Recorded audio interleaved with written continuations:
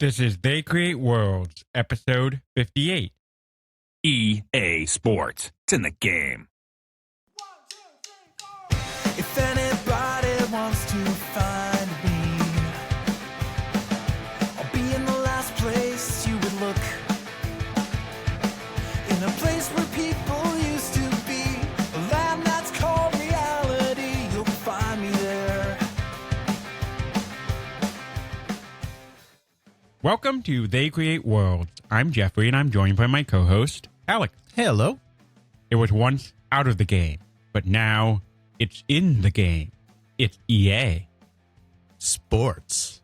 Because if it's in the game, it's in the game. Quite literally. Very literally in the game.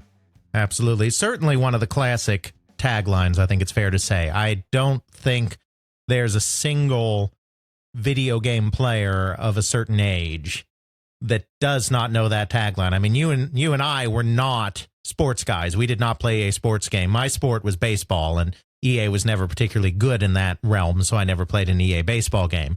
And you weren't into the sports ball at all. So, I mean, we did not play EA sports games, Madden, NHL, etc. But we know that tagline, don't we? We do, and I would argue it's fair to say that people outside of gaming probably know that tagline because that's something that was plastered even on television in primetime. Absolutely. And of course, you have to remember, too, that a lot of the players of some of these sports games, particularly Madden, but even the others as well, aren't really gamers. EA Sports, and particularly Madden, is something that has crossed over into a mainstream that even video games haven't. I mean, I think it's fair to say that video games are pretty mainstream today overall, but they're still not as mainstream as football. They're still not as mainstream as sports, but EA Sports is. And this is part of the secret of EA's success, because through all of the rises and falls, ups and downs, as it's tried this and tried that in various other areas of its business, for the last 2 decades, give or take, well, for the last 2.5 decades, really. Time flies, doesn't it? We're old. Get off our lawn. For the last 2.5 decades, they've always been able to rely on that steady stream of EA Sports money to kind of be a baseline and be a safety net as they do whatever else they're doing, because it is such a big, powerful, and mainstream thing. I mean, all of the professional football players pretty much play Madden. Which is kind of surprising. Well, I mean, yes and no. On the one hand, right, they play the real thing. Don't they get enough of the football? Yeah, you think they want a little bit of a break. I've been playing football all day. Let's go home and play football on my television. But on the other hand, part of the appeal of Madden is it is a pretty darn good, at this point, after so many years of iteration, representation of the game of football. And it's one that you can enjoy without 300-pound linebackers trying to kill you. So, there you have it. Fair enough. Definitely fair enough. For those who might say, hey, wait a minute. I recall back in the day, there was this thing called EA, the teenage years. Didn't you go into that whole EA Sports thing then? We did. A little bit of this will be overlap, a little bit, but not all of it, because we are going to go a little more into some of the foundational games. We're going to go a little more into some of the players, not football players, but players at EA and at EA's partners that kind of shaped these games. And as always, I'm always talking to people, always talking to more people.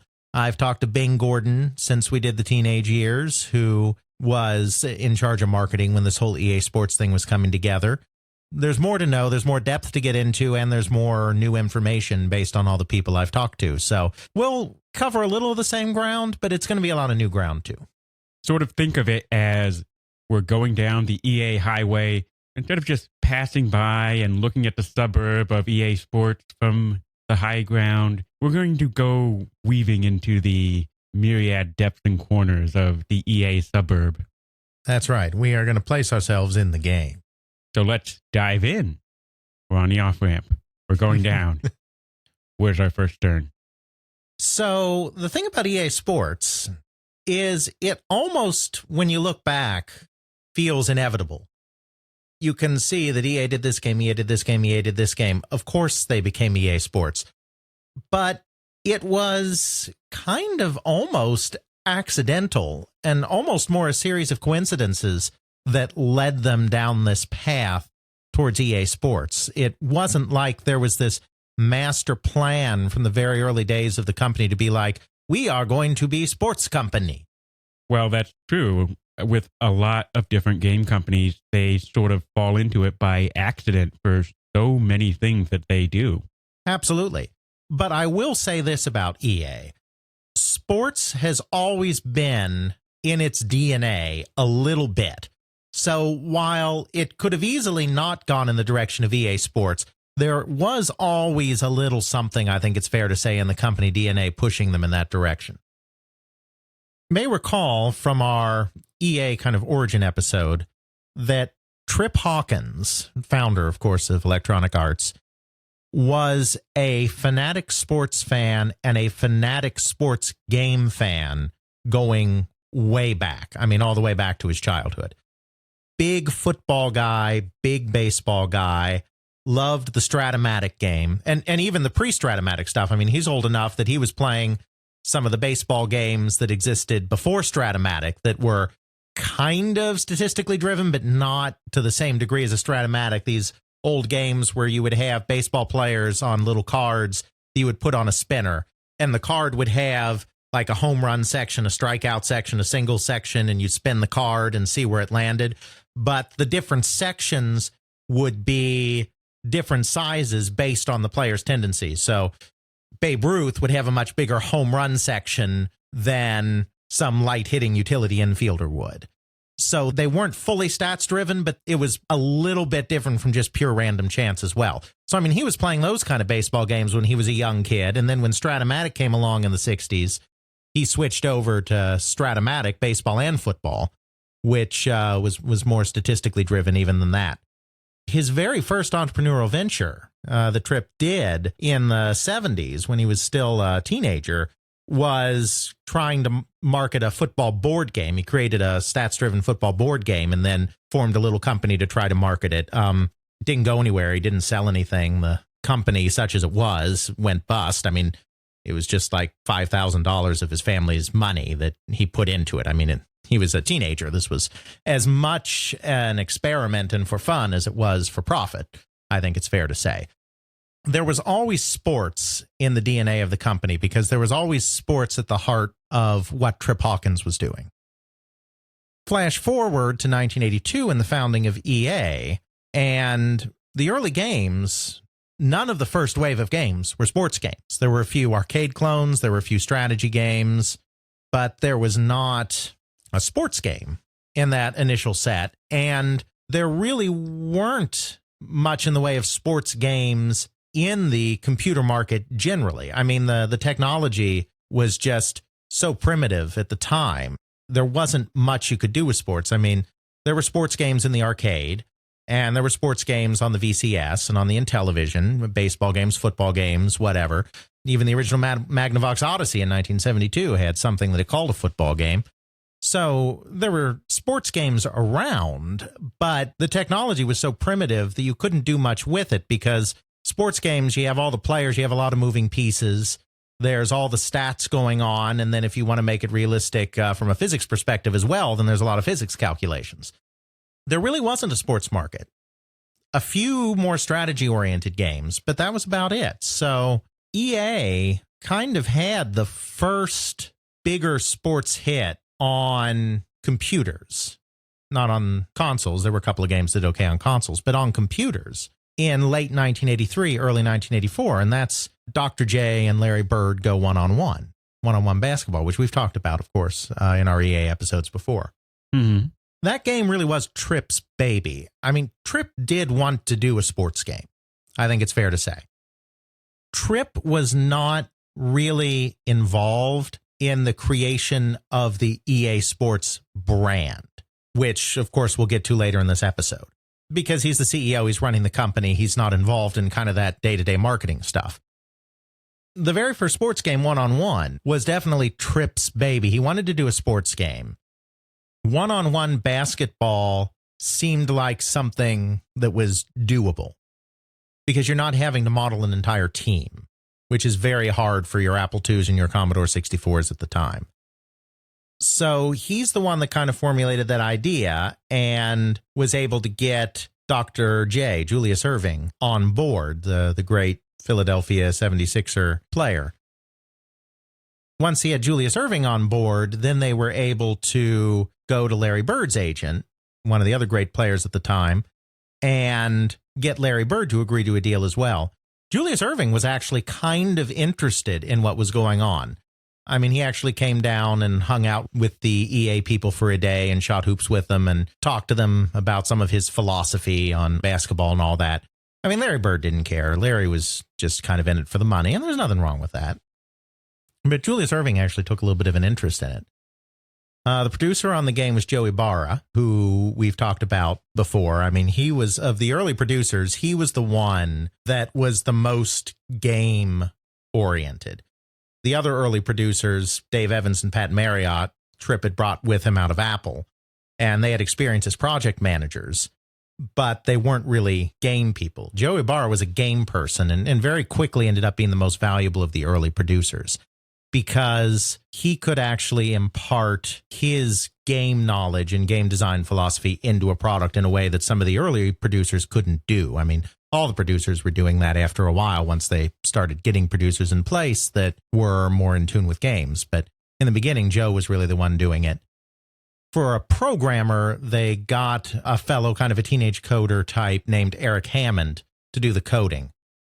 The interesting thing about Dr. J and Larry Bird is we've talked, of course, about how EA was founded on this philosophy that the artist is the star and that the artist is an independent software developer that EA provides support to and then publishes their product. But they're not employees of the company. EA does not employ game designers at this All the period of game time. designers are really just contractors that EA supports and says, hey, here's our really good, expensive, fancy computer. Here's some art people. Here's some music people. Here's a lot of soda and chips and snacks. You're right, except that they're more than contractors, because a contractor is someone where you're like, I have this plan, you go build it for me. They wanted the software artist to do what they wanted to do for the most part. So it was the software artist saying, I have this great game, will you help me bring it to market?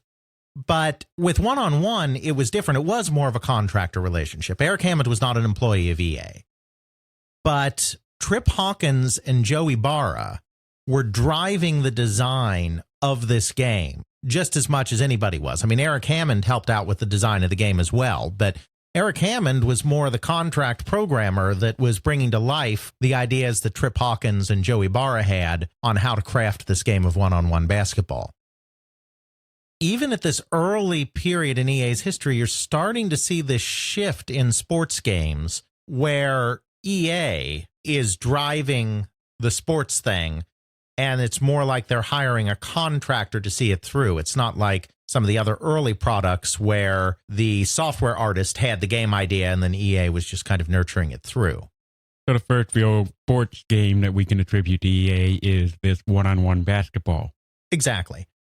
It's also their first hit. I mean, we talked about how EA really struggled. And I mean, they struggled for years. After 84 or 85, it got a little better. But even in the late 80s, they were still kind of struggling. Cash was tight.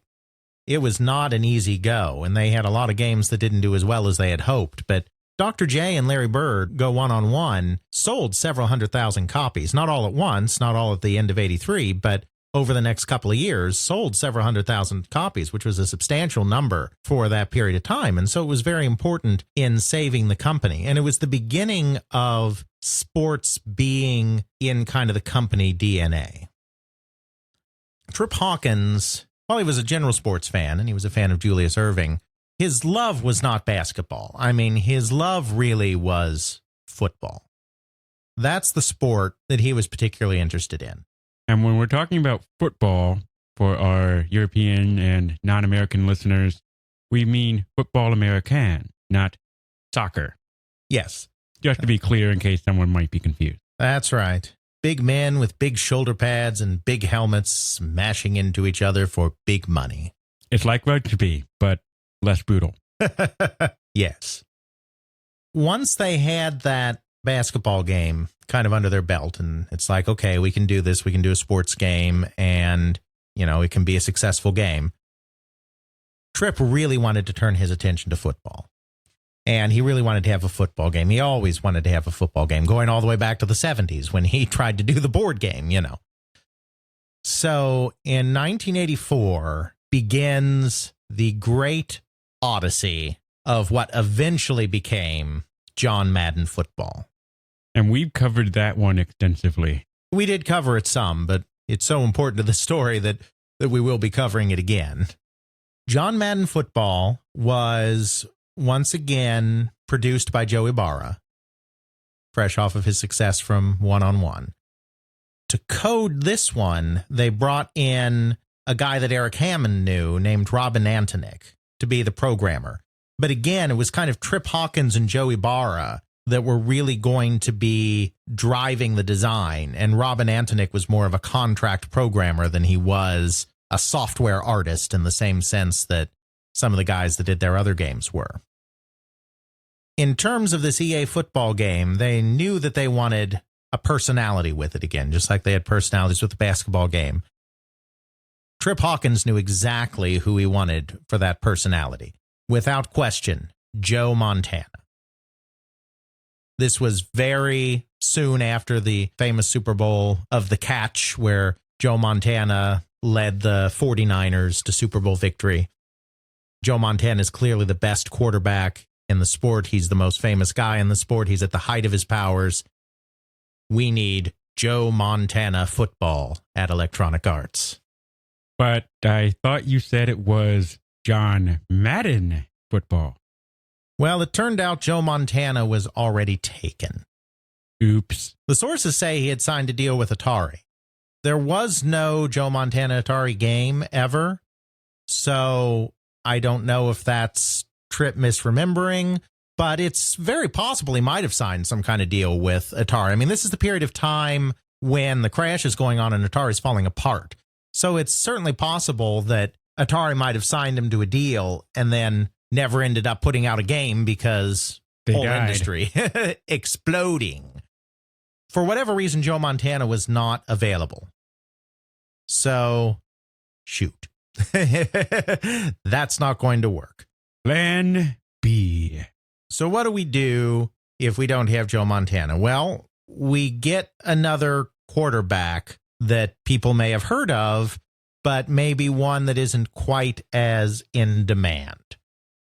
So plan B is Joe Kapp, who had previously been a famous quarterback for the Minnesota Vikings. He was now retired. He was a college football coach, but he was no longer a professional player. He was an older guy. So Tripp approaches Joe Kapp and says, "Will you be on my football game?" Joe says, "Yes, I'll do that, but I want my name and my picture on the cover, and I want royalties, and I want this, and I want that." Tripp thinks to himself, okay, if I have to give up that much for a personality, then I need to get myself a slightly more current and slightly better personality than Joe Kapp. He felt that Joe Kapp was asking for too much relative to his fame at the time. So that's when he finally hits on the idea of John Madden. Plan C. Third time's a charm. John Madden was a famous coach.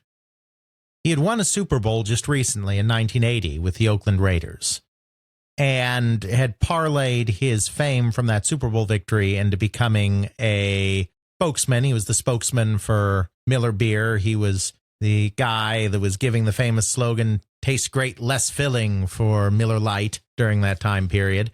And he'd become a broadcaster.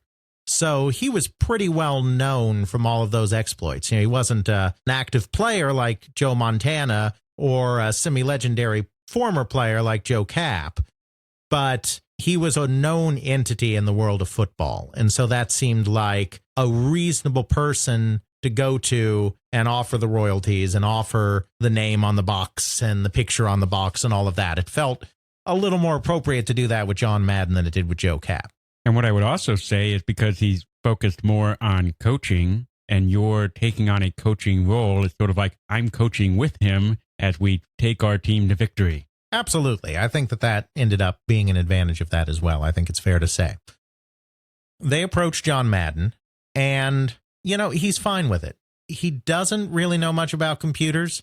He doesn't really believe that this game's necessarily going to be big in any way, shape, or form. But he figures Tripp seems like a pretty smart guy and knows what he's doing, so at least the game itself will probably not be a complete disgrace to his name.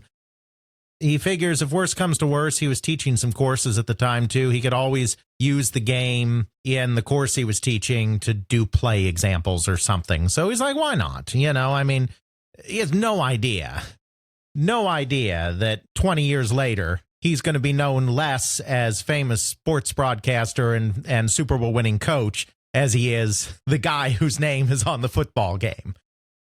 But he figures, what the heck, we'll give this a shot. He agrees.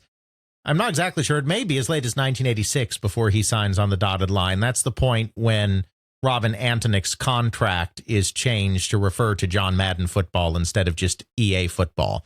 Could be that they were a little bit behind on getting that change and he signed on a little earlier than that. But the game development started in 1984. But, Madden himself is not on until a little later because they're trying to go through these other sponsorship options first. Now, you said the game development started in 84 and he's signing in 86.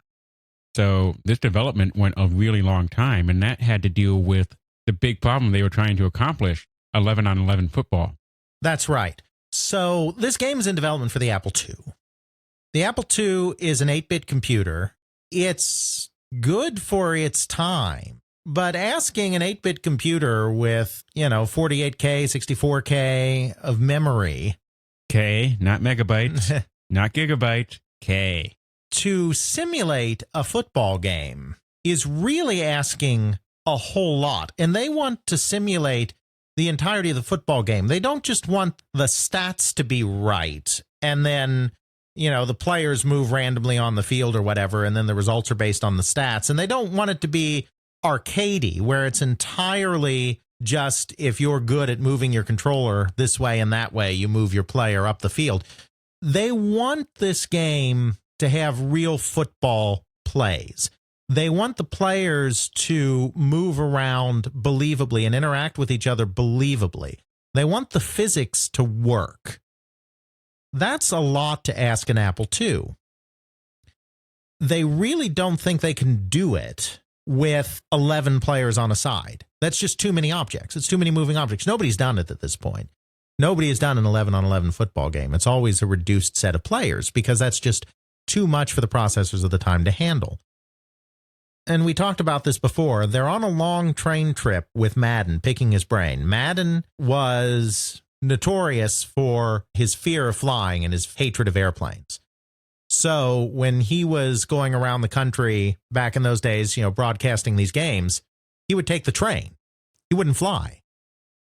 So he was going from someplace out west to someplace further east or vice versa, a long train trip, a 2-day train trip. So Trip Hawkins and Joe Ibarra went with him, and I think Robin Antonick was there too, just to pick his brain and get his opinion on all the different kinds of plays and all of the stuff that makes football football. Over the course of this meeting, it comes out that they're, at the moment, looking at doing 7-on-7 football. That's the point that John Madden says, no, that's not football. If my name is going to be on this game, it's going to be 11-on-11 football. Well, shoot. Now, I've talked to Joe Ibarra, and I've talked to Joe Ibarra since the last time we did all of this. Joe Ibarra claims that he had always been a proponent of doing it 11-on-11 as well, that it was Tripp that was saying, can't be done, can't be done, can't be done. I don't know. I mean, that's how Joe remembers it. But either way, there's no doubt, because multiple people have said, there's no doubt that they pitched Madden on 7 versus 7. And he said, no, if it's not 11-on-11, it's not real football, and my name's not going on that product. So the challenge became, how do you do that? this delays the game even more. And Robin Antonick is having real trouble with this, and it's not really his fault. They're trying to get an Apple II computer to do something that an Apple II computer just simply should not be able to do. And so Robin Antonick is having a devil of a time figuring this out. The project's killing Joe Ibarra. Joe Ibarra eventually leaves it in 1988. Yes, the game is still ongoing in 1988. 4 years development so far. Exactly. Because he's just completely burned out on it, because he is spending all of his time basically studying football and studying football plays and trying to work with Robin to get all of this stuff to be realistically depicted within the football game that they're trying to make. I mean, it gets to the point where he becomes such an expert on football that he can start, if he's watching a football game in that time period, he could figure out what play was going to be called while the players were still lining up. That's how much he was eating, breathing, and sleeping football in the mid-'80s, trying to get this darn Madden thing to work. It's just not getting anywhere. And so they finally bring in a third-party company, to try to fix this and to try to get this darn thing finally working. And that company is Bethesda Softworks. Today, we know Bethesda, of course, as the Elder Scrolls company. They're the big open-world role-playing game company. But in the 80s and early 90s, they were actually known as a sports company. That is what they did, primarily, with sports games. And they had done a football game called Gridiron. And the thing about Gridiron that set it apart from everything else at the time is it was a physics-based football simulation. It wasn't stats-based, and it wasn't just pure arcade, I point my joystick in this direction and the player runs. It was accurately depicting the physics of a football play and the movement of the players and the interaction of the players. Now, it was doing this with dots, literally with dots. The graphical representation was very poor. There was nothing there. But it was a sacrifice that they chose to make in order to get the physics to work. Because as we said, you just couldn't get that whole package to work on an Apple II or on a Commodore 64 back then. Accolade tried doing it. They put out a football game in 1987 that beat Madden to market, because Madden's still in development hell, called 4th and Inches, that was 11-on-11 football. That was probably the first 11-on-11 football game. And it was terrible. It was slow because it really couldn't handle it, and it did not sell well. Gridiron was able to do the physics. It just didn't do the graphics. But their physics engine was so good that EA decided, okay, we're going to bring Bethesda in, and we're going to have them get this darn thing to work. And at that point, it gets murky. Because Bethesda works on the game for a while, and then there's some disagreement over things between EA and Bethesda. Bethesda ends up suing EA. They settle, and it's all under, non-disclosure and whatnot, so no one's been able to talk about what happened. But long story short, Bethesda leaves the project, but at least some of their work probably made it into the final product. How much, we don't know because of the settlement. Officially, Robin Antonick is the coder of the original John Madden Football on the Apple II, finally released in 1989. At least some of what's in there is actually Bethesda Softworks Gridiron. How much, who can say? A decompiler? Yeah, but it's not that simple, because you can't tell just from decompiling the code who actually wrote what code. I mean, it's not. Why can't we just get those comments back in there with the decompiler? Yeah, why are they thrown away? Like that. So, no, I mean, obviously you can break down the code, but that's not going to help. But that lawsuit and that disagreement and those difficulties push the game back even further. By this time, everyone in EA is saying kill it. Yeah, I mean, it's been in development hell for 5 years, and you're trying to put it out on the Apple II, which by that point, late 80s, that's a very venerable system. It's well past its peak. The Apple II is really not a viable game platform past 1986 or 1987. The Commodore 64, the Nintendo Entertainment System, and even the IBM PC have completely eclipsed the Apple II by the middle of the 1980s. By 1989, you should not be releasing a new game with the Apple II as your lead platform anymore. But I mean, that's late Nintendo era. I know, but they're locked. Techno Bowl has been out. It has, absolutely. But they're locked in at this point. I mean, it would delay it even more if they tried to put it to another platform. So, I mean, at this point, they're locked in and they just have to get the darn thing out. And they do. They get it out in 1989. We'll put John Madden Football in the show notes. Not sure that we did that the first time around because we might have, but We did. okay. But I'm pretty sure we did. We'll put it in the show notes again. It is primitive as all get out. It is slow, because it needs processing power to compute the physics and compute the math, and it needs processing power to move 22 objects around the screen. And so, like when you're lining up a pass, the action actually basically grinds to a halt while you're lining up that pass and throwing that pass, and then it starts up again because it's doing calculations and it can't really move all the players around in real time and do the physics calculations. So it's slow. The graphics are incredibly primitive. There's no licenses for the NFL or the Players Association. There's just the John Madden license. It has a pretty deep playbook, all things considered, because of the incredible amount of work they went into in trying to make this thing realistic. The physics, which are probably, at least in part, Bethesda's physics, are solid as well, but it's just not much of a game. And it's on a dead platform.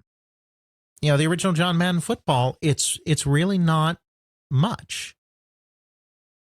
But, of course, it's going to end up being the foundation of an absolute legendary series, one of the legendary series that ranks right up there with your Marios and your Zeldas in terms of its influence on the video game market. And it's shocking that a game that pretty much, for all intents and purposes, failed at launch on a dead platform, 5 years of development nightmares, they'd even go, let's make a second one. But there are a few things going on that makes it kind of important that they do that. And so we'll get back to Madden, but we're going to backtrack a little bit then and bring some other things up to speed. In this period of time in the mid-'80s, EA's game development is largely driven by the interests of the producers, quite frankly. The producers are the ones that are going out and looking for talent. They're the ones going out looking for games. And it tends to be kind of what the interests of these producers are that tends to drive what EA's portfolio is. It's not all slickly planned and manufactured like we're going to have, this many games in this genre this year and this many games in this genre, and we're going to spread out the release in this quarter and this quarter and this quarter. It's not a forecasting-driven company like that. It's not the EA of the 1990s or the 2000s. It's very artist-driven and it's very producer-driven. It's very production-driven company. Some other sports things start to emerge in the mid-'80s, but again, it's not because of any overarching plan. It's just because of where the interests of the producers lie. And I do think the fact that Tripp is a sports fan and that the one-on-one game has happened and the Madden game is kind of happening in the background, I do think that plays a role in the fact that other producers also explore sports games. But it's also down to the fact that there were certain producers of the company that really loved sports games, and one of those is Don Daglow. Don Daglow goes way back in sports because he was doing mainframe work, institutional computers, at his university in the 1970s. He discovered mainframes. One of the very first things he ever did back in 1971 was create a little baseball management game on the computer at Sonoma College, which is where he was at. So he was a huge baseball fan, and he was in on the baseball thing going way back. And then he had gone to Mattel.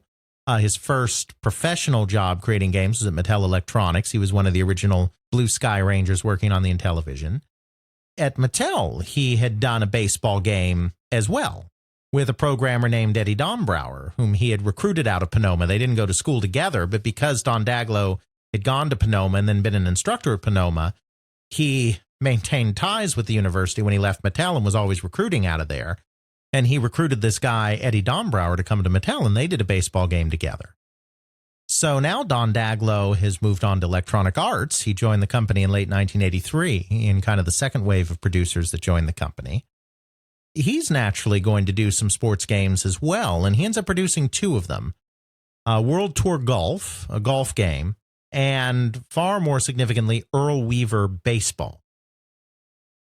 Earl Weaver Baseball was an interesting game because it combined a focus on stats with a focus on physics and a focus on management. There had never really been a baseball game before. There had not, to my knowledge, been a baseball game before where you could purely be the manager of the game, where you could just let the computer do all of the pitching and batting and whatnot, and you just call the steals, call the takes, and call the intentional walks, do substitutions, just the stuff that a manager does. I mean, every baseball game today comes with a manager mode. But that had never been done before Earl Weaver Baseball, and it went right back literally to Don Daglow's first baseball game back in 71, because the manager mode in Earl Weaver was basically just his baseball game from 1971, which was a manager-based game because that was text on the computer, and doing the managing was really all that the computer could realistically allow you to do. It had the managing mode. It had the physics, and it had the stats driven, and it had a name. Earl Weaver was a very famous baseball manager who had led the Orioles to multiple pennants and World Series victories between the late 60s and the early 80s. So he was a very well-known manager. And he imparted some of his knowledge to the game. He was one of the first managers to really pay attention to statistics and matchups and keep little individual index cards with tendencies of individual players. Stuff you'd keep on a computer today, but he's managing the heyday of his managing career is the 70s when you didn't have this stuff. And so it was a good fit for a strategy game and a managerial game, and also for a stats-driven game. Earl Weaver Baseball becomes a pretty darn successful baseball game upon its release in 1987. It's released under a new brand. On the box, in addition to saying Earl Weaver Baseball, it also says on the box, Sports Legends. This is the very beginning of trying to come up with something to tie together some of the sports games they're doing. We talked before in this episode and in other episodes about EA, the artist-driven company, right? Mm-hmm. There really was not an Electronic Arts brand at this period of time because of that artist focus. Electronic Arts was not the star. Electronic Arts was not the artist. Even the name Electronic Arts, they were thinking electronic artists, but then it was pointed out that we're not the artists. We just support the artists. And so, they changed it to arts. We talked about that. Obviously, the name Electronic Arts or the EA logo or what have you obviously appears on the game boxes, and obviously they've run ads where the Electronic Arts name is front and center. But that's not really the brand. There isn't really an Electronic Arts brand so much as they are trying to create brands around the artists with varying degrees of success. By the mid-'80s, from a brand management perspective, there really isn't an Electronic Arts brand. Promoting the artists has never really worked as a branding thing. So at this point, Bing Gordon, who's in charge of marketing in this time period, really starts trying to focus on figuring out a brand or a set of sub-brands for Electronic Arts to try and tie their games together a little bit more and to try to create an idea in the public consciousness that if a game is coming out of this or that label, it's probably going to be a good game because of past performance, to create a real brand out of things. They tried it with RPGs with The Bard's Tale. The Bard's Tale is a massive hit for EA, and they decide to put this moniker Tales of the Unknown on it. Everyone just calls it The Bard's Tale today. It's actually, the full name of the game is Tales of the Unknown Volume 1, The Bard's Tale. Now, that Tales of the Unknown thing never stuck. It was dropped after that. There is no Tales of the Unknown Volume 2, and when they did a sequel to The Bard's Tale, it was The Bard's Tale 2. It wasn't Tales of the Unknown 2. Volume 2. Exactly. that Tales of the Unknown thing was an attempt to create an RPG sub-brand. It didn't work, but that was the idea. And so Sports Legends was the same idea. Bing was putting this on there, wanted that on there as a way of trying to create a brand around the sports games, because EA kind of has some sports games at this point. Again, it doesn't take. It really doesn't work. But this is kind of the first attempt at doing that. The person who actually gets something going a little more in terms of this sports branding is a guy named Don Traeger. And we talked about Don Traeger. We talked about him in the Teenage Years episode because we did tell some of this EA Sports story in that episode. Don Traeger was another guy who was a sports fan going way back. He played Stratomatic as a kid, just like Trip Hawkins had. He was a marketer. He came out of marketing. He wasn't a product guy. He was a product manager as a marketer. In the mid-'80s, kind of the way EA worked in terms of its marketing is each product was assigned a product manager. And that product manager would be responsible for writing all the advertising, writing the PR, anything that went on the box. In terms of promotional material, kind of all the promotional stuff was done by the product manager. This is different from the producer. The producer is the person that's in charge of the money and the overall project. The product manager is the marketing guy that is doing all the marketing copy on the game. Don Traeger did that for a while, but discovered that he really had an interest in and a knack for product development. And so he actually came over to the other side and became a producer. At this period, Don Traeger was fairly unique as someone who kind of understood the marketing world and understood the product development world and could kind of bridge the gap between the two. He could see both worlds, which not a lot of people could necessarily do in those days. He was interested in sports stuff, and he thought it would be a good idea to do an update of one-on-one. Because at this point, one-on-one is, a 4 or 5 year old game. It's getting long in the tooth, and Julius Erving isn't even playing anymore. I mean, he's no good as a celebrity on the box anymore. Larry Bird is still at the height of his powers, so Larry Bird is still a good name to keep on there, but they need someone else. Don Traeger is originally from Chicago, so he had a lot of contacts in Chicago. He still knew a lot of people in Chicago. He had heard about this up-and-coming young guy on the Bulls named Michael Jordan. I thought he was a baseball player. Oh, Michael, why did you do that? So that we could have the ending to Space Jam. Yes, all for Space Jam, whose website still exists, and which we will now put in the show notes just because we can. We're vindictive like that. Transport yourself back to the mid-1990s. And it will look like it's from the 90s. When color schemes made no sense and everything was a GIF. Oh, God. It's the ancient times. Anywho, so he thought it would be great if they took out Dr. J and replaced him with Michael Jordan and kept Larry Bird and did an updated version of one-on-one. Turns out that Michael Jordan's people were very much about technology and very much about the future, so doing a deal was no problem. It was very easy to get a deal with Michael Jordan for that reason. And so he does a new game, Jordan versus Bird, one-on-one. It's released in 1988, I think, and it was also a hit. From there, the logical step, as the technology is getting better, is to move away from this one-on-one and actually do full basketball. And it just so happens that Don Traeger had been at Atari before he was at Electronic Arts. He had been a product manager or marketing manager in the coin-op division at Atari. So he still had contacts with some of the old Atari coin-op people. One of them was a guy named Robert Weatherby. He had been at Atari. And it just so happened Robert Weatherby had come up with this fancy new engine that could do full 5-on-5 basketball. Don Traeger, now that he's done the one-hit basketball game, moves into development on the next phase and does a game called Lakers versus Celtics, NBA playoffs. They get licenses from the Lakers and the Celtics. There are a few other teams, I think, in it as well. But it's not the full league. It's kind of just taking the elite teams and having them, pitted against each other.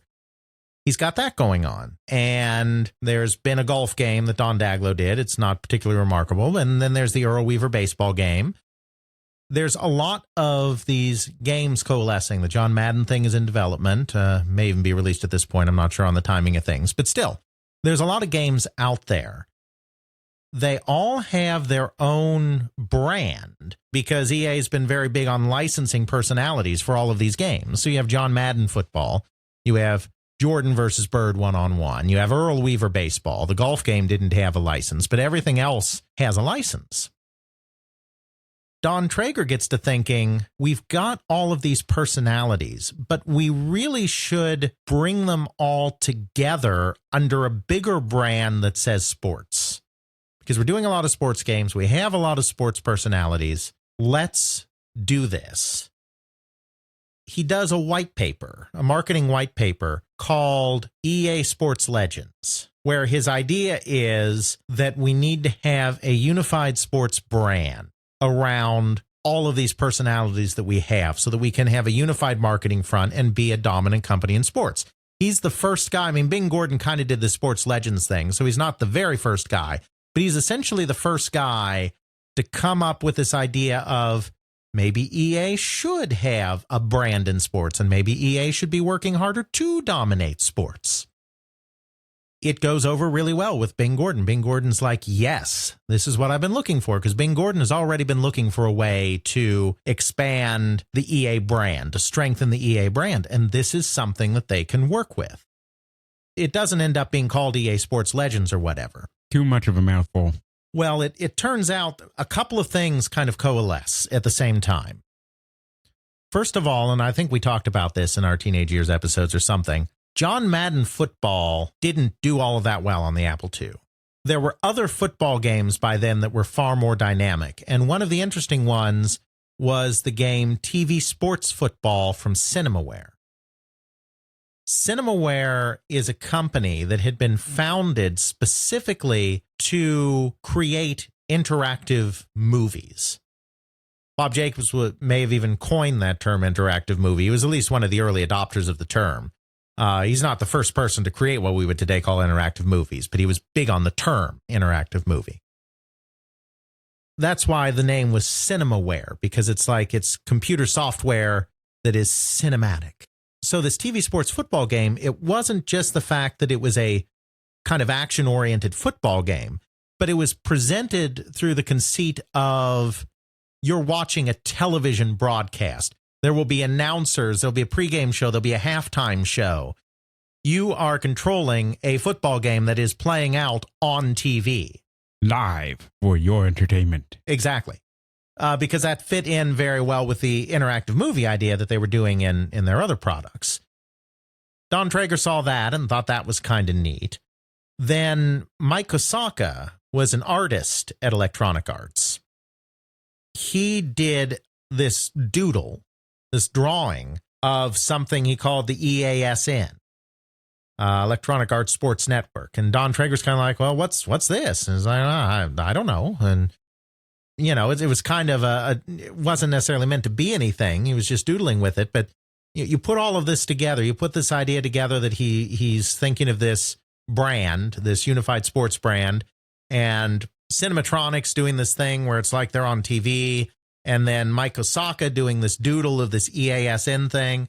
And it's like, that's the hook.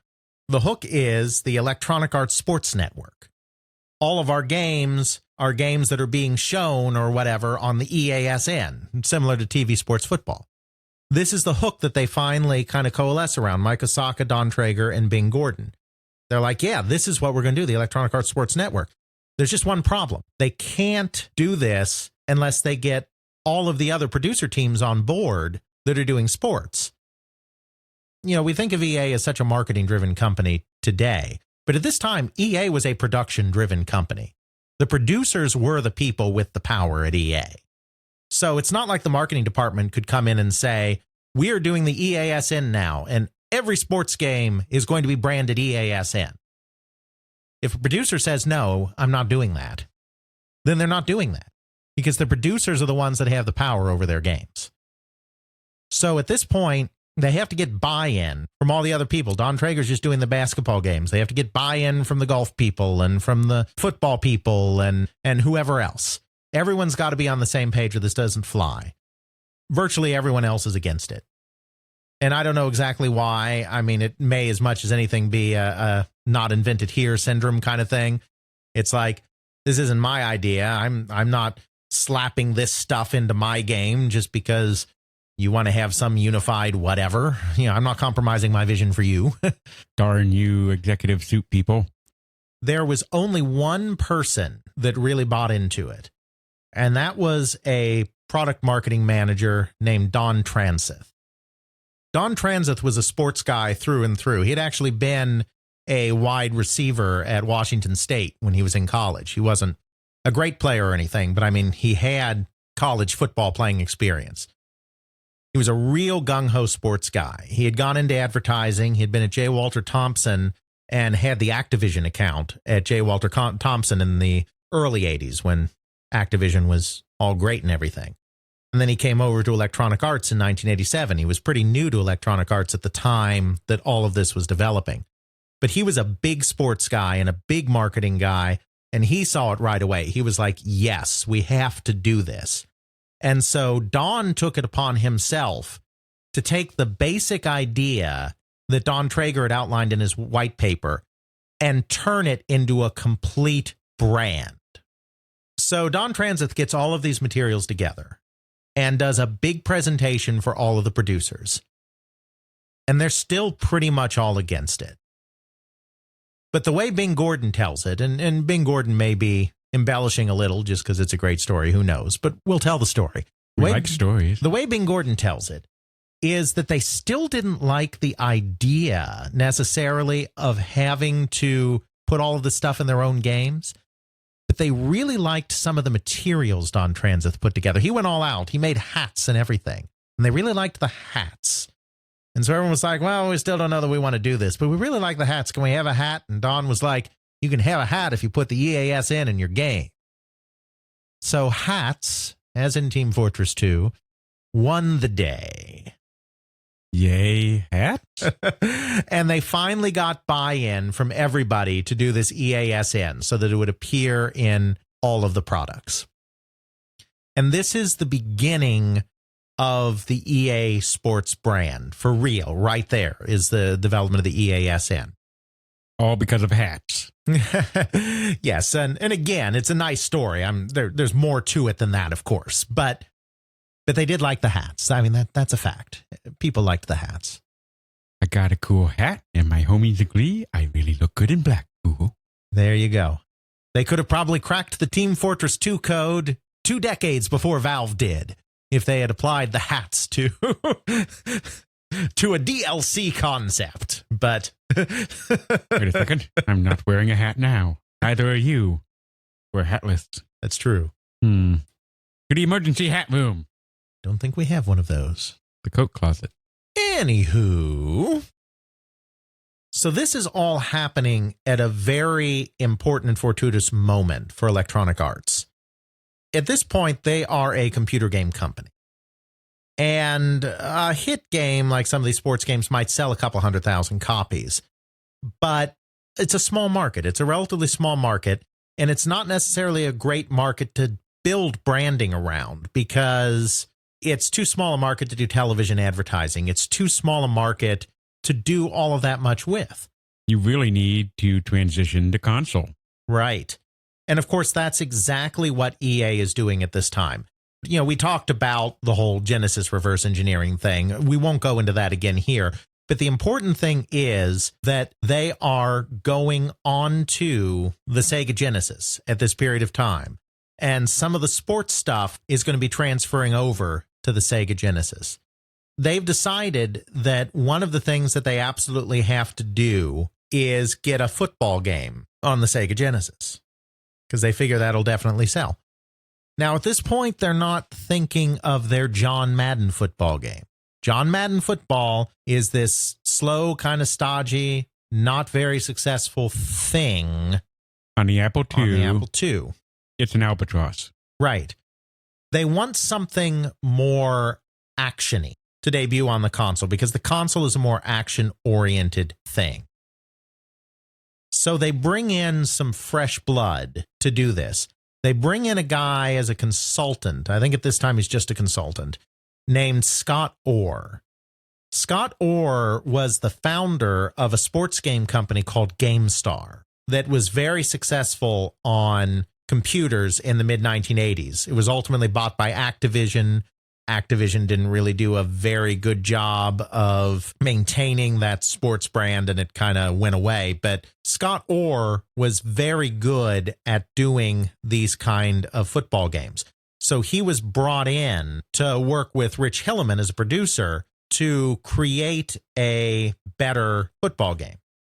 Now, it just so happens that Scott Orr at GameStar had worked with a programmer named Troy Linden, who had then gone on and founded his own company, Park Place Productions, with a high school buddy of his named Michael Knox. And they created a football game for Data East, ABC Monday Night Football, that was a very solid arcadey console football game. So Scott Orr arranges for the Park Place people to meet the EA people to try to get a deal in place to create this football game that's going to be on the Genesis. As Mike Knox, who's since passed away, but as Mike Knox tells the story, they have a meeting with Tripp, where Tripp lays out to them, it's like, football is my life. I love football. Football games are very important to me. Before I give you this game, I have to ask you one question. Are you going to make the football game you want to make, or are you going to make the football game I want to make? And Mike Knox just looks at him and says, I'm going to make the football game I want to make. And Tripp says, that was the litmus test. That's what I wanted to hear. He wanted to hear that, these guys were just as passionate about football, just as passionate about making a great football game, and were not going to let Tripp or anyone else get in the way of doing what they thought was necessary in order to make a great football game. Scott Orr, Rich Hilleman, and the Park Place production people get together to figure out a way of updating this kind of Madden formula, keeping a little bit of the physical and strategic depth, but with something that's more action-based. The Park Place people hire a programmer named Jim Simmons to actually be the lead programmer on this. He's never done a game before, but he's a really good programmer. He comes to them and he says, I think I can make a 3D field. Now, when we're talking 3D in this context, we're not talking polygons. We're talking about a pseudo 3D thing using like isometric perspective and that kind of stuff. Give the illusion of 3D. They're kind of skeptical, but they say, okay, go ahead, try it, see what you can do. Jim Simmons is such a good programmer with this stuff that he's able to create a really nice scrolling pseudo 3D play perspective that just looks really good and feels really good. It helps that the Genesis, unlike, say, the Apple II, has not only a more powerful processor, but is optimized to be a game machine. Not to mention it has that blast processor for extra physics. Yes, about that. They realize that they're going to have something really actually quite special here. They do a really good job of translating the football action to kind of a gamepad and a really nice feeling control scheme. They have this really nice scrolling 3D play field. They realize that this is probably going to be really good. They've got the deal with Madden. They've got their Madden deal. And it just makes sense to tie the two of these together. So they decide that this game the Park Place Productions is working on will, in fact, be the new John Madden Football. And they are going to put it on the Sega Genesis, and it's going to be a lead product on the Sega Genesis for the company. And then Sega comes calling. Hello there. Because Sega has a big deal with Joe Montana. Big deal that Mike Katz, their president, made. President of Sega of America. And they had been working with Activision, with Mediagenic, as they were called in this period, to create Joe Montana Football. Mediagenic is unable to complete it because the company is falling apart. It's going bankrupt. But Mediagenic is able to hide this fact for a very long time from Sega. So Sega doesn't realize that the game's in trouble until it's too late. They need their big football game at Christmas that they paid all the monies to Joe Montana for. And they have nobody that can do this game. And they know that Electronic Arts is working on the new John Madden Football. So Hayao Nakayama, president of Sega, comes to Tripp and says, we need a football game now. We will throw all the money at you to turn John Madden Football into Joe Montana Football. Will you do this for us? Tripp doesn't want to do it. He understands very well that John Madden Football is going to be a great game, and it's going to be a console-defining game for Electronic Arts. They need the game to be theirs. They don't need to throw Joe Montana's name and throw a Sega logo on it and have it be a Sega game. Bing Gordon thinks this is just too good a deal to pass up because they really want to be on the Genesis platform in a big way. They've already got a special deal that they kind of coerced out of Sega over the whole reverse engineering thing. And they want to have a close relationship with Sega, and it doesn't get any closer than saving Sega's butt when they're in a desperate situation like this. Bing really is pushing him to take the deal, and finally they figure out a way to make it work. We'll do both games. We'll adapt the Madden engine to make Joe Montana Football. We'll deliberately make sure it's not as deep or as good a game as John Madden Football, and still release John Madden Football as its own thing. That'll work. And they do. Nothing like writing your competition for you. Exactly. It's bizarre that that deal could have ever happened, and it really only happened because Sega was that desperate. Because they had to have a game. They didn't quite make Christmas. I think it came out January 91 because it was a last-minute thing. But they did get the game out, and Joe Montana's a hit. John Madden Football's a hit. They're both hits. Sega then takes Joe Montana Football to other companies for the sequels after that. They don't go back to EA, and EA keeps doing its John Madden thing. That Sega Genesis John Madden, which is an EASN game, is really what puts them on the map because unlike the original John Madden Football, this one is vibrant and feels good to control and still has a lot of that depth that the original John Madden Football had, but now in a much nicer package. And so that game becomes a big hit, sells something like 400,000 copies, which is pretty good on a new system like the Sega Genesis that, remember, doesn't have a huge install base yet. So that's pretty darn good sales on a brand new console in that time period. That's a big game. And this also helps in the epic fight between the Genesis and the Super Nintendo in the United States with, oh yeah, that's Sega. That's the sports platform. Sure. Now, we'll talk about this. I mean, Madden does come to the Super Nintendo as well. But the one advantage area that the Genesis has, which is that it has the better processor, ends up being a huge advantage for a game like Madden, where you don't care that it may not display quite as many colors or have quite as good a sound as the Super Nintendo. That fast processor is important. And so, yeah, Madden, I think, always does better on the Genesis than it does on the Super Nintendo, though it's on both systems. It definitely gets on both systems. Only problem here is that we can't be the EASN anymore because there's this little network called ESPN. They might like their name not to be confused. Exactly.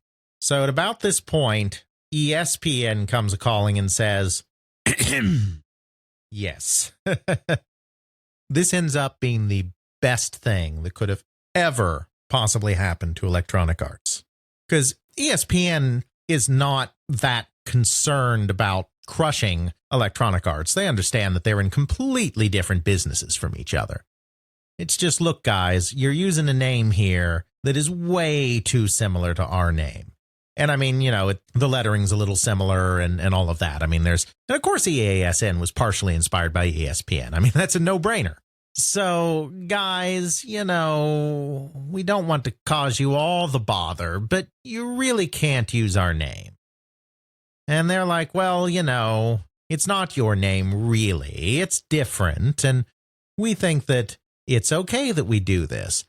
But because we like you, we'll stop using it, but we'll need something in return. I mean, you know, it's a negotiation. It's a settlement. They're not just going to back down because, they could probably take it to court.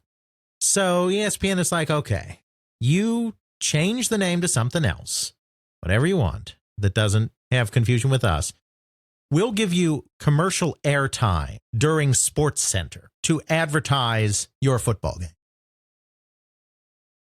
EA at this point is only just getting into TV because when they were just on computer, the volume, the numbers aren't big enough to justify a TV spend. They're just now getting into TV. This is perfect because they're not going to have to pay for the airtime, and they're going to get on the premier sports channel and on Sports Center when all the sports fans are watching, and their commercials are going to run during Sports Center. I mean, that's huge. It's Absolutely a major thing. You're talking about people who are, yay, football, yay, whatever. I'm watching it. I'm enjoying it. I play it outside with the kids. I can play it on computers now. Exactly. This is great. Only problem is now they need an ad campaign. And they need a new name. They can't be the EASN anymore. Bing Gordon's the one that does the rename. Obviously, it's renamed to EA Sports, which seems like an obvious thing. But, I mean, things like that are really only obvious in hindsight. I mean, now that EA Sports is such a huge brand, it's like, of course it's EA Sports. I mean, it's not that there was a huge process that went into it, but they already had an EA Kids line. So they had already done something which was EA and then the thing it is. It's a pretty easy, simple thing to understand and an easy thing to remember. Company name, subname of the thing. So Bing Gordon renames it EA Sports. Decides that could be a pretty good thing. Then they work with their ad guy, Jeff Odiorny, to come up with the commercials and come up with the tagline. But, it's really so simple, but it's so clever. If it's in the game, it's in the game. It's in the game. If it's in the real, actual game that people play in the real world, it's in the game that you're going to play on your Genesis or your Super Nintendo. And of course, it's not in that sense. But if it's in the game, it's in the game. And then, of course, that's just shortened to EA Sports. It's in the game. They've got the tagline, they've got the commercial, they've got the free airtime at the heart of sports America. Is it any wonder that Madden becomes huge? They don't even need to have a fantastic game at that point. They have so much rolling for them from pure momentum. As long as it's a halfway decent game, it's going to sell like hotcakes. Exactly. And it's probably going to sell for a couple of years. Except not, because we're not going to sell it for a couple of years. We are going to make a sequel immediately. So says EA to all of the retailers. And the retailers, what do they say? You're off your bloody rocker. Exactly. Video games don't work this way, sir. You can't put out basically the same game every year. We'll still have your old stock that hasn't completely sold through on the shelves. And then you're going to make us what? You're going to make us take several 100,000 units of a new version that's basically the same game with just a couple of minor tweaks and some, different players on it or whatever. You'll just end up eating it all because we're going to have to send it all back to you. I mean, we'll buy it. Fine. We're not on the hook. We've talked about how retailers aren't on the hook. Ever. We'll buy it, but you know that we're just going to end up sending it all back to you. But you see, Trip Hawkins, Rich Hilleman, Madden producer, Don Traeger, all of these people, they are Stratomatic players. Like I said, Stratomatic baseball players going way back. And what Stratomatic baseball and football players knew is that the most exciting day of the year was when the new set of Stratomatic cards came out.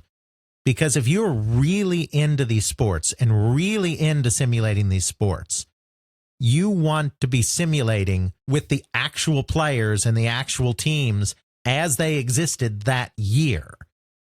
You don't want the 2-year-old cards and try to hack together yourself some semblance of what the teams look like this year. I want to simulate games as they are being played on TV in front of me.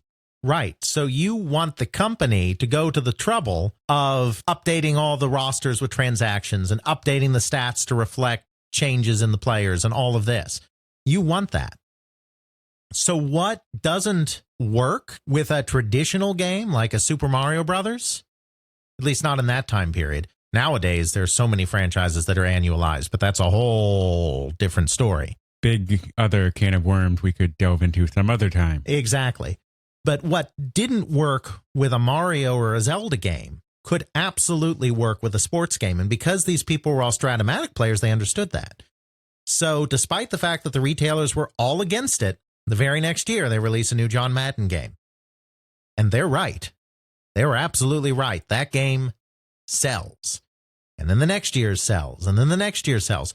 You've got annualized sports franchises now. It's just so funny that all of the retailers thought it was a huge mistake. A huge mistake. Toys R Us, who was their big guy, it was everybody's big guy back then. Toys R Us was like, you are nuts. You will end up taking all of your stock back from us. Nope. You will have trouble keeping it on the show. That's right. So we've got the EA Sports brand, and we've got the basketball games, and we've got the football games. We've got the Madden. We got the tagline. We do have the tagline. It's in the game. You would think logically that they would be looking to build out systematically into other sports and kind of just add to their empire one piece at a time.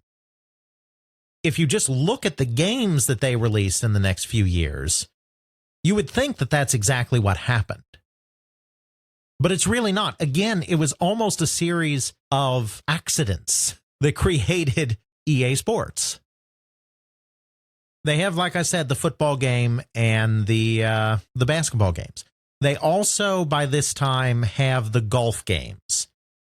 A producer named Rich Adam at the company decides that he wants to do a new golf game on the computer in the late 1980s because the company Access Software has had a lot of success with a golf series called Leaderboard.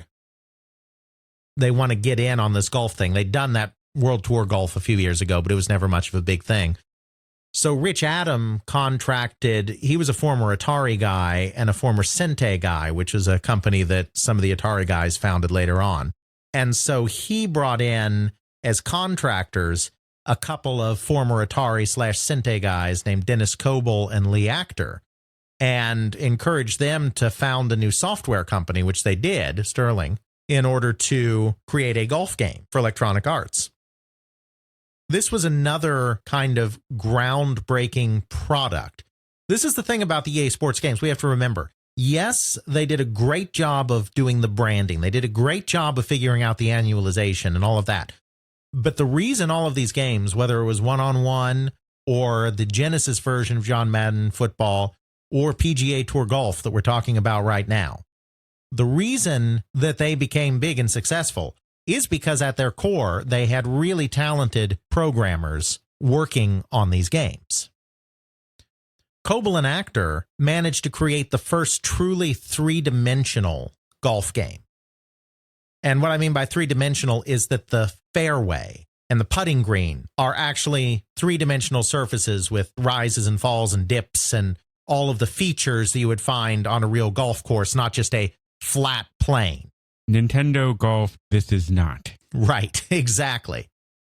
They use some programming tricks and they use some perspective tricks in order to be able to do that. And then they come up with the kind of classic golf game swing technique. They can't do the golf swing in real time.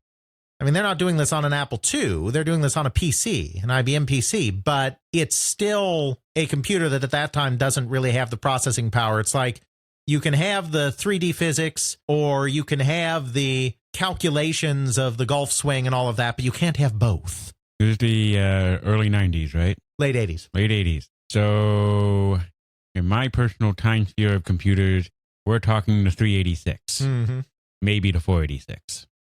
So you can have the 3D stuff or you can have the accurate physics calculations, but you can't have both at the same time. So they couldn't do real-time golf swings. That was impossible. So they came up with the 3-click approach, where you determine your power and click, you determine your angle and click, and then you click to shoot or whatever the three things are.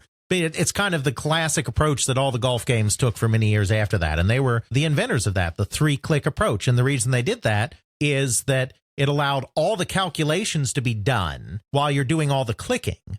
And then after those calculations, it shows the result of your swing with the guy swinging the club. So you get your physics calculations and you get your graphics without breaking the illusion, essentially, while keeping it all pretty seamless. So that game does very well on PC and then is also ported to Genesis. And so it does very well there. And again, they get the license they had wanted. They were mostly into personality licenses at this time. They had wanted Jack Nicklaus, who was, far and away the most famous golfer. But they were outbid by Accolade. Accolade actually got the Jack Nicklaus license and released Jack Nicklaus's 18 Holes of Golf or whatever. So instead, they went to the organization and they got the PGA license because they still wanted to have a license on it. And so that's PGA Tour Golf. Much, much later in its life cycle, they do get the big golfer and it becomes Tiger Woods Golf. But in this time period, it's PGA. So they've got the golf alongside the football and the basketball. This is all going well for them. The other two sports that they really come to dominate, hockey and soccer, they really could have easily never been on them because EA actually really had no desire to do either one. Hockey came about because of the Park Place production people. They had made the football games. They had done the ABC football for Data East, and they'd done the Madden football for Electronic Arts. But Michael Knox's real sports passion was actually hockey. He was a big hockey guy. That's what he actually thought would be a good thing to do. So after they had the successful relationship on the Madden football, he came to them and said, why don't we do a hockey game for you? And EA's like, no, thank you. Aww. And Mike Knox is like, but hockey's popular. And EA's like, no, it isn't. And so Mike Knox is like, okay, if I can show you hockey is popular, can we do this? And they're like, I guess. So they went and they, there were a couple of hockey games on the NES, including the one that you very much liked, Blades of Steel. I adore Blades of Steel. I'm not a sports person, but I love Blades of Steel. And so they went and they pulled the numbers on those, Blades of Steel and a couple others, and they're like, see, look, these games did pretty well. We can make you a great hockey game, and it will also do very well. And so they were like, okay, fine. So they do the hockey game. They do NHL hockey. They get the NHL license. Jim Simmons does the programming again. It's basically the same team that did the Genesis Madden game do the Genesis hockey game. It starts out as NHL hockey, and then it has to go and become NHL Players Association hockey for a couple of years because this is a game that emphasized, just like the early Maddens, emphasized fun over complete realism. The early Maddens, obviously, were solidly built games, but they had their fun moments, like when a player would get hurt and the ambulance would zoom out onto the field. We can put that in the show notes. And stuff like that. They didn't take themselves too seriously. And one of the things that was very popular about hockey in this period of time was the fights. Fight. The players, usually the enforcers on each team, designated players that would be the fighters. It's not like you had your star forward go in and start attacking someone else. If the game was getting too out of hand, in the opinion of the enforcer on a team, he would throw down with the enforcers on the other team, and they'd have a fight to kind of blow off steam. I mean, they'd get penalties for it, but it was one of these things where the NHL kind of didn't like it, but people are bloodthirsty, so people kind of liked it, so they didn't want to get rid of it, so they kind of tolerated it. So there was fighting in the NHL games. Heck, there's fighting in Blades of Steel. Exactly. And there's fighting in the NHL games, which was great, except that they were doing this big showcase of NHL 92 or somewhere around there. Doesn't matter. They have this big thing, the commissioner's there and everything, and everyone's talking about how wonderful the game is, how great it plays. It's got that same great 3D programming magic that Jim Simmons knows how to do. It's all wonderful. And then one person shouts out, hey, I've got Wayne Gretzky fighting here. Because even though Wayne Gretzky in a real game would never be the one fighting, it would be the enforcers on his team, the programmers of the game didn't distinguish to that level. Any player could potentially get into a fight. The commissioner of hockey is there watching as Wayne Gretzky's blood is on the ice as they're fighting each other. Game Wayne Gretzky, obviously not the real Wayne Gretzky. Basically, after that, the commissioner was like, no, we cannot do this. Then they were like, well, the game is ready to ship. I mean, it's too late to take the code out. And he was like, well, you can keep the fights in, but there will be no NHL license. So they finally decide, fine, we're keeping the fights in. And so they lose the NHL license. So they go to the Players Association. The Players Association is like, yeah, we'll do a deal with you. Yeah, fine. You can leave the fights in. Just make sure the fights are realistic. Don't make them all fanciful. We'll let you have fighting. So it becomes NHLPA hockey. NHLPA 93 is the name of the game. When it comes time to do the 94 version of the game, they go to a different developer. They do this a lot. After they've gotten these games started with some of these companies like Park Place and Sterling for the golf game and all of that, they buy the rights away from these companies that help them make those early games so that they don't have to pay them royalties forever. None of the guys that were making these games ever thought, Park Place Productions never thought that there would be a Madden 2017. No. They figure, a game series has, maybe if it's a really popular series, a game series maybe has 5 games in it max, and then it's done. So better to take a payout now and, give up rights to the future and get paid now than hold on to rights that are going to be worthless in a few years anyway. Whoops. Oopsies. So at this point, they've parted ways with Park Place just because they want to get the rights fully into their own wheelhouse. So for NHL 94, they go to a new guy, Mark Lesser, and have him do the programming of it. They know that at this point, multimedia is right around the corner. And eventually, they're going to start needing to incorporate real game footage into the games. Not when you're actually playing, but, just highlight reels and all of this stuff to make it more exciting. Who owns all of the hockey game footage in existence? At the professional level, I mean. The NHL? That's right. Whom we don't have a license from because we have fighting in our game, and that makes them unhappy. Made them very unhappy. So at this point, they come back to the NHL and try to renegotiate a license, and the NHL is like, yeah, we'll let you have a license if you take out the fighting. So at this point, they bite the bullet and they're like, okay, fine. People like the fighting, but at this point, we need the NHL license more than we need fights. So they take the fights out, and NHL 94 is NHL 94. And they have the NHL license, forever after that. Minus fights. Minus fights. And there's still some old timers that very much lament that. But I mean, the game kept improving in other ways. I mean, Mark Lesser took the game to a new level of realism. So you lost the fights, but you got some more realism in return. You got the NHL license in return. And obviously they keep improving from there. So that's all good. And, they still are the dominant hockey company to this day. Of course, their biggest franchise, their biggest by far, much bigger than Madden, is FIFA. Wait, what? Well, yeah, because Madden's super popular in the United States, but nobody outside of the United States cares about American football. Oh, right. There is an entire world outside the United States that very much cares about soccer. So for our American listeners, the other football, the real football, as far as the rest of the world is concerned, is soccer. They kind of like it a lot. That's right. To fanatical levels, more so than us in football. Absolutely. But at this time, EA is a very U.S.-centric company. EA isn't that concerned about getting involved in soccer. They're really not all of that interested in it, quite frankly. But they do now have a European branch. And the European branch is struggling in the early 90s to kind of grow and become something. It ran into real trouble in the late 80s. It's kind of righted the ship since then. We talked about that, I think, in our update episode. But they're still in need of more and better product to kind of cement themselves. Mark Lewis and David Gardner, who are the two guys that are running EA Europe at this point, start really clamoring, saying, we need a soccer game. If we are going to be serious in the European market, we need a soccer game. EA Corporate, back in San Mateo's like, soccer, meh. We have Madden. We have American football. That's football. We don't need other football. Mark Lewis and Dave Gardner are like, no, we need a soccer game.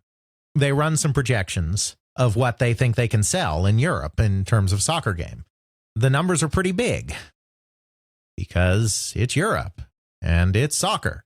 And they like it a lot. So finally, EA's like, okay, those projections are pretty big. We'll let you do your soccer game.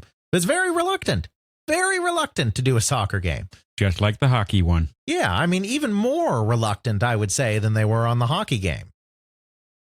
But they're like, okay, fine, do it.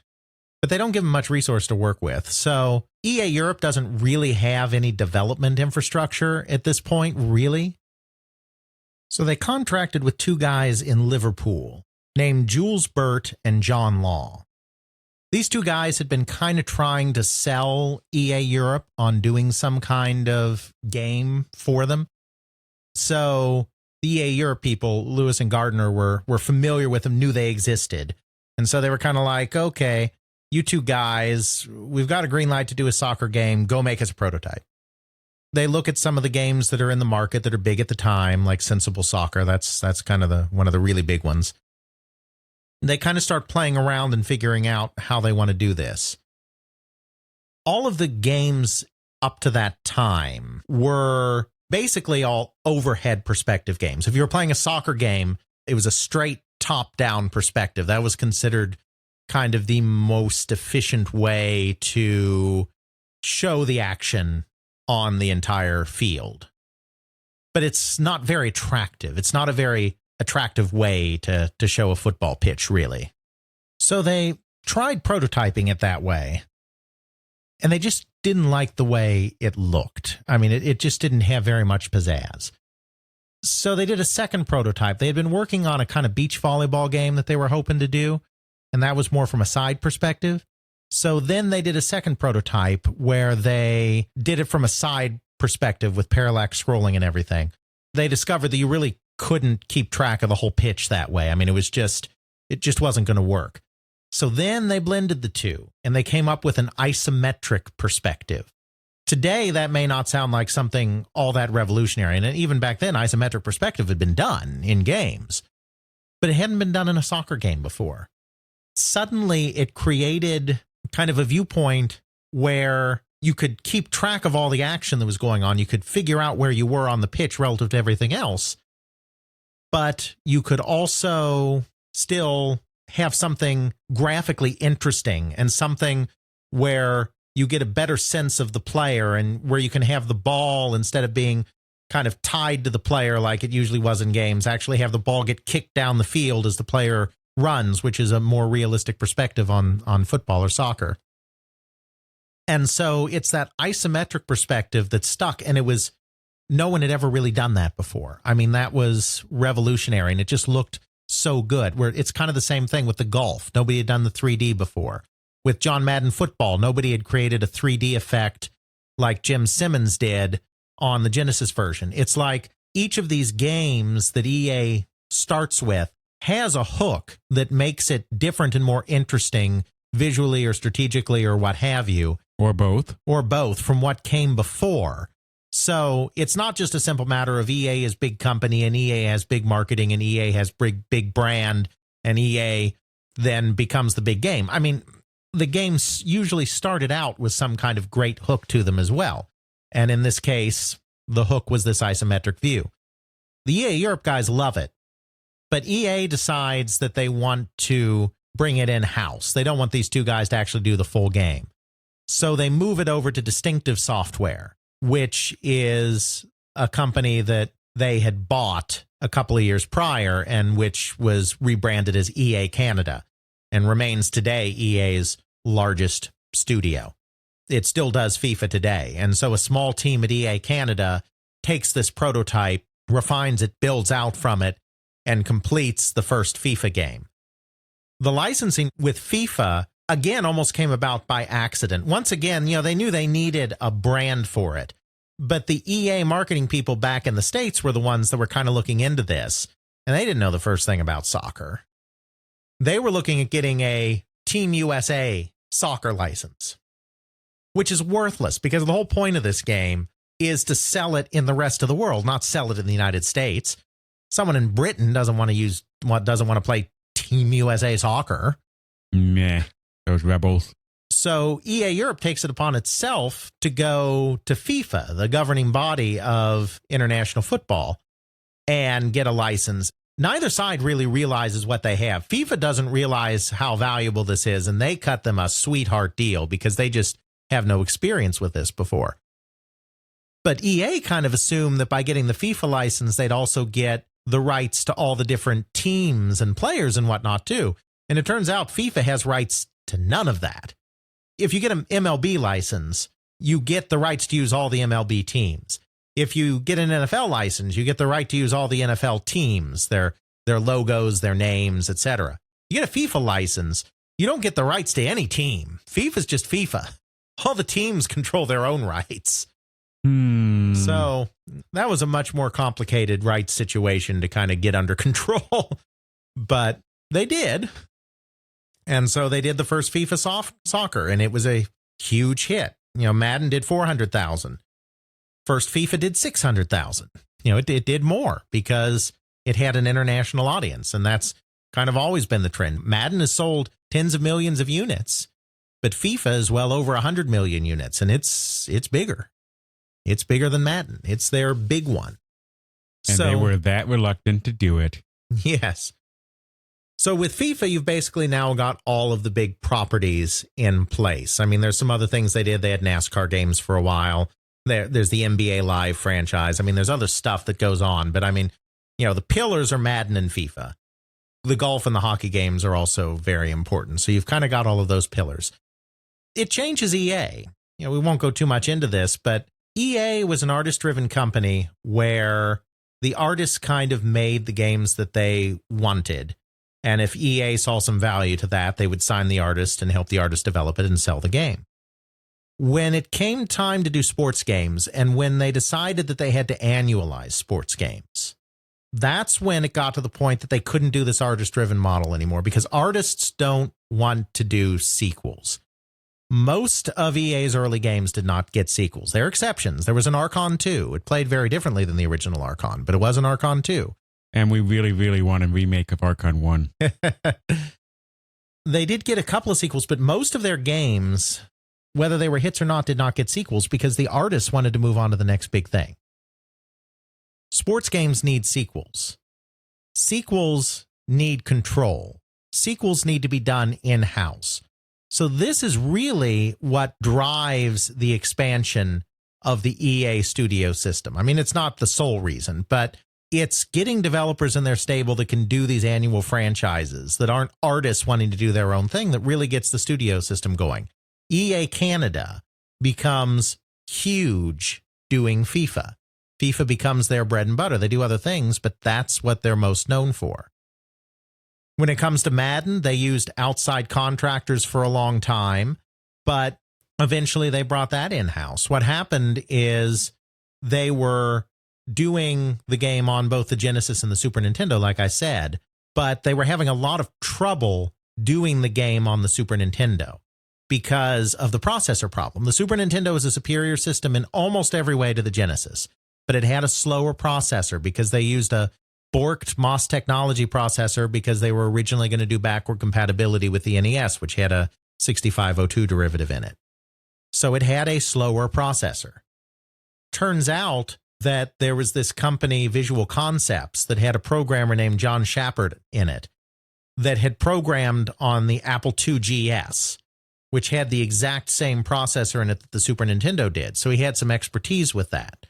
So they took the Super Nintendo Madden to Visual Concepts, and John Shepard got it running much, much, much, much better than anyone else had before.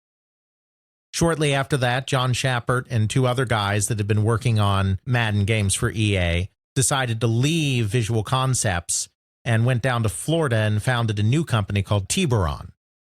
Because they had that expertise, eventually Electronic Arts moved the Super Nintendo Maddens away from Visual Concepts and gave them to Tiburon. And because Tiburon was so good at that and did such a good job of it, they eventually bought Tiburon, which became EA Tiburon, and took over the entire Madden franchise. And Tiburon still does Madden to this day. Down in Florida. Exactly. So the two big studios, EA Canada and EA Tiburon, which have been successful and continue to exist even as other EA studios have come and gone, they continue to exist and thrive because they are the ones doing the two big sports games, FIFA and Madden. At the same time, you get these big studio structures, these annualized franchises, the focus on forecasts and targets and all of that. So you get the other side of EA that not everybody likes, that it's also corporate and focused more on sequels and focused more on marketing projections than it is on innovative games. And, you know, that's a debate that we won't get into here. That's way too big a subject, especially with how long the episode's gone. But it's just to kind of point out the role that EA Sports plays in that.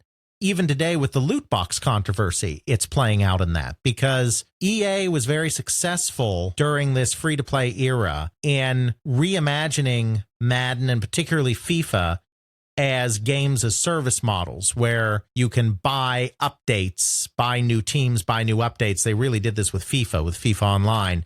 You can buy obscure teams, you can buy updates to this and that to kind of customize your game. And it's a free-to-play model that has been very successful because sports people want to collect all of that stuff.